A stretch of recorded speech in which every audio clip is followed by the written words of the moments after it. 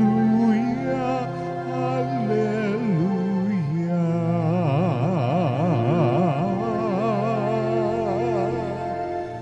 Hallelujah, hallelujah.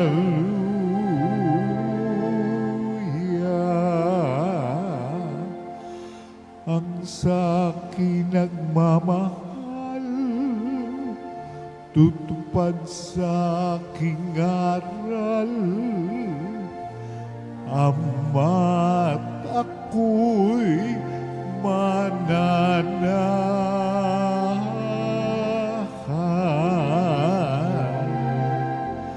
Hallelujah,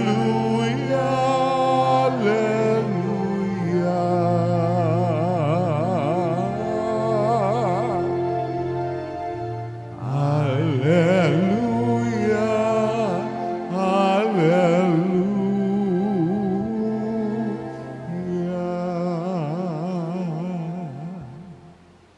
Sumainyo ang Panginoon. At sumaiyo rin. Ang mabuting balita ng Panginoon ayon kay San Mateo. Papuri sa iyo, Panginoon.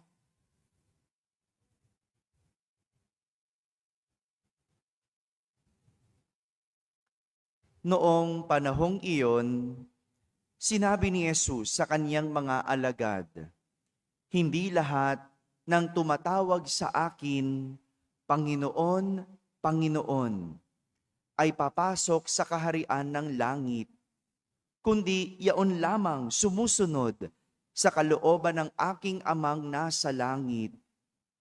Pagdating ng huling araw, marami ang magsasabi sa akin, Panginoon, nangaral po kami at nagpalayas ng mga demonyo at gumawa ng mga kababalaghan sa inyong pangalan. At sasabihin ko sa kanila, kailanman ay hindi ko kayo nakilala. Lumayo kayo sa akin, mga mapaggawa ng masama." Kaya't ang bawat nakikinig at nagsasagawa ng mga salita kong ito ay matutulad sa isang taong matalino na nagtayo ng kanyang bahay sa ibabaw ng bato. Umulan ng malakas, bumaha, at binayo ng malakas na hangin ang bahay na iyon. Ngunit hindi nagiba sapagkat nakatayo sa ibabaw ng bato. Ang bawat nakikinig ng aking mga salita at hindi nagsasagawa nito ay matutulad sa isang taong hangal na nagtayo ng kaniyang bahay sa buhanginan. Umulan ng malakas, bumaha, at binayo ng malakas na hangin ang bahay.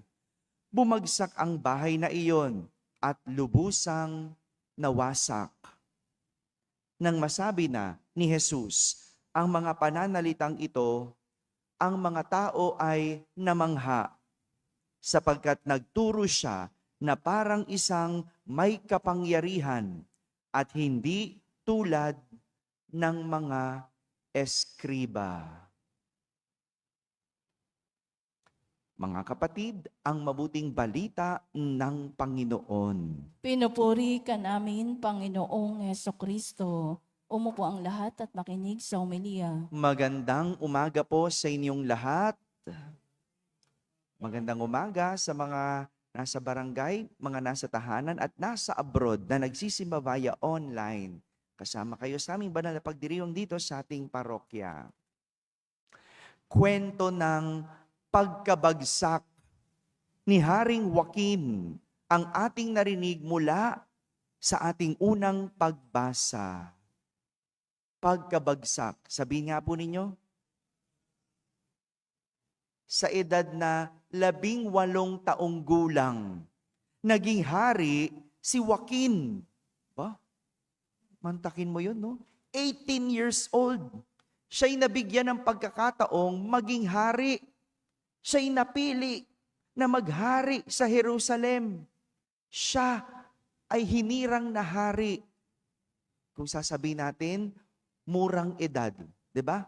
Bata pa, 18 years old. Pero nasa tamang edad naman na. Hindi ba? Hello? Tamang edad na ba yung 18 years old?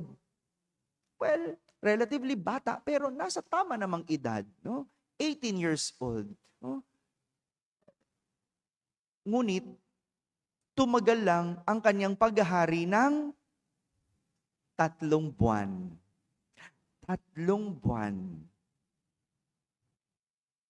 Dahil hindi siya naging kalugod-lugod sa Panginoon. Bakit? Sapagkat tinularan niya ang kanyang ama. Tinularan niya ang kasamaan ng kanyang ama. Nako, mga magulang, mag-ingat po kayo sa inyong mga ginagawa dahil ang inyong mga anak ay nakatingin sa inyo. Sa mga magulang nagsisimula ang mga aral na natututunan ng anak. At kayo din ang unang nagiging ehemplo ng mga anak ninyo. Kaya kung ano ang anak, malaking kontribusyon ang magulang. Kung bully ang anak, ang magulang, hindi kayo makasalita. Bully din. Kung walang hiya ang anak, ang magulang, hindi kayo makasalita. Isan matututo yan? Father, natuto yan sa Facebook, natuto yan sa internet. Aba, ikaw ang magulang. Kung alam mo pala doon natututo, anong gagawin mo? Pagbawalan mo. Alisin mo yung gadget. Kung dyan natututo ng hindi maganda. Isa mga magulang no? Diba? Alam mo balik na lang tayo kay Haring Joaquin. Nang tayo matatapos mga magulang, no? Kaya ito nangyari. Sa halip na dalhin sa mabuti ang kanyang nasasakupan bilang hari, napasama ang Jerusalem dahil sa masasamang ginawa ni Haring Joaquin. Kapag talaga masama ang ginagawa ng hari, kapag talaga masama ang ginagawa ng leader, nadadamay ang kanyang bayan. Kaya sa huli, sinakop ang Jerusalem ni Haring Nabucodonosor at pinalitan siya ni Natanias bilang hari. Pinalitan si Haring Joaquin ni Natanias bilang hari. Sayang ang pagkakataon na makagawa ng mabuti, na kay Haring Joaquin na ang lahat para makagawa ng mabuti at maganda. Diba?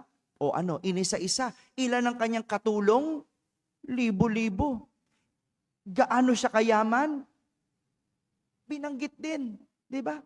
Sayang. Nasa kanya na ang kapangyarihan. Nasa kanya na ang karangalan. Nasa kanya na ang kayamanan. Ngunit, sa kabaligtaran niya ito ginamit. Kaya, hindi siya naging kalugod-lugod sa Diyos. Hindi naging kalugod-lugod sa Diyos.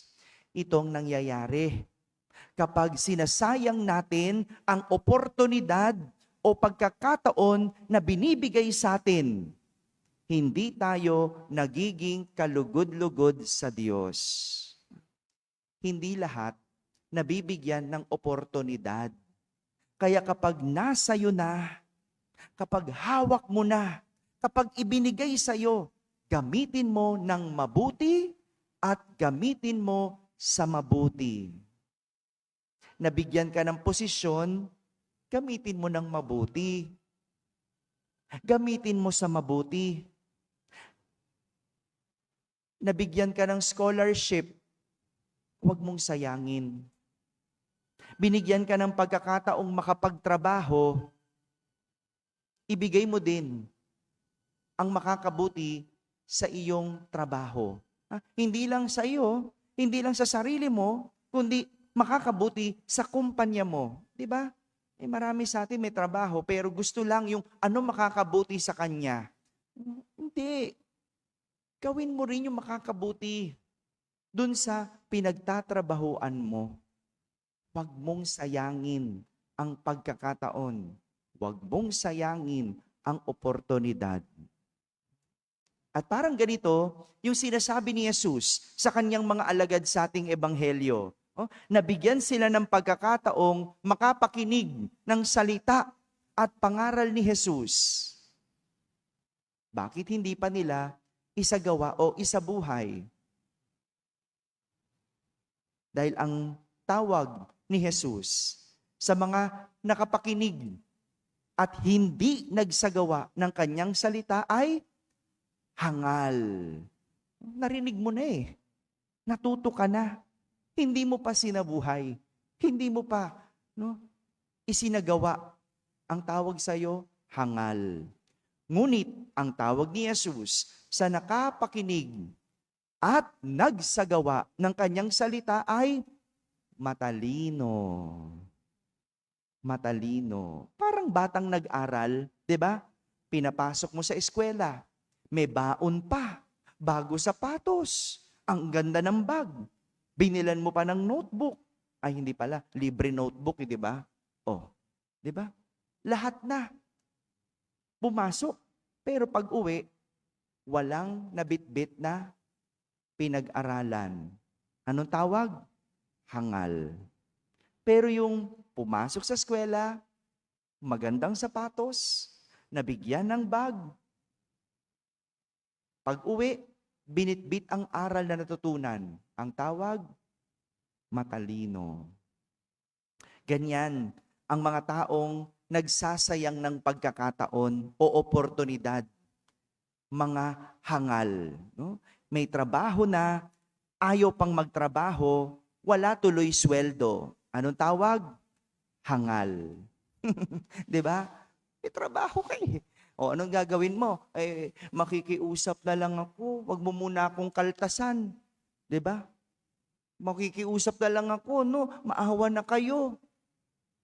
Ano ka maawa? May trabaho ka eh. Hindi ka pumasok. Ngayon, walang sweldo. Ano tawag? Hangal. May asawa ka na at may pamilya na maayos, nagloko at naghanap ka pa ng iba. Anong tawag? Hangal. May katungkulan ka na, pinagkatiwalaan ka na, ibinoto ka na, pero hindi mo ginamit. Ano tawag sa'yo? Hangal. Samantala, ang mga napagkalooban ng posisyon at ginamit sa mabuti, matalino. Nabiyayaan ng yaman, pinalago at trinabaho, matalino. Natulungan ka matapos kang maghirap at ginamit ang tulong na natanggap para magbago ang buhay. Ang tawag, matalino. Simple lang. Pag merong pagkakataon at oportunidad na binigay sa iyo, gamitin ng mabuti at gamitin sa mabuti. Mga kapatid, hindi lahat nabibigyan ng oportunidad at pagkakataon. Kaya gamitin ito ng may pag-ayon sa Diyos. Gamitin ng mabuti at gamitin sa mabuti. Dahil yan ang kalugod-lugod sa Diyos. Amen? Amen.